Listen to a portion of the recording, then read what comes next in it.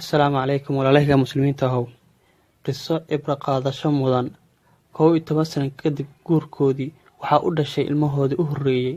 Wiil ayuuna ahaa. Iyaguna waxay ahaayeen lamaane isjecel. Wiilkana wuxuu ahaa nuurkii indhahooda. Haddaba maalin maalmaha ka mid ah, wiilkoodii oo 2 jir ah ayaa aabihii arkay dhalasho rooba oo furan. Wuxuuna ka daacsanaa shaqo. Wuxuu u sheegay xaaskiisa inay furka ku xirto, armaajadana ay saarto. Hooyadii oo jikada aad ugu mashquulsanayd darteed way ilowday hadalkii xaajigeedii. Wiilkii ayaa arkay dhaladii, wuu qabsaday wuuna wada cabay. Waxay ahayd sharoobo dadka waaweyn loogu talagalay, carruurtana khatar ku ah.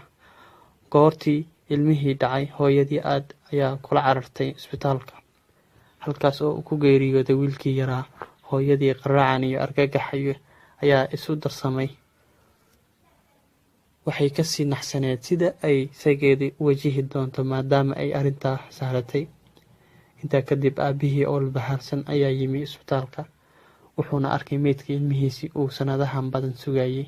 Wuxuu eegay xaaskiisii. Ilmo ayaa wejigiisa qarisay. Wuxuu ku yidhi 2 eray oo kale ahaa: waan ku jeclahay gacaliso, iyo samir iimaan Allah naga siiyo.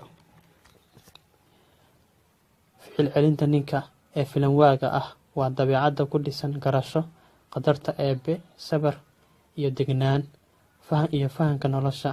Inkastoo ay xanuun badnayn sida wax u dhaceen, haddana ilmihii waa dhintay.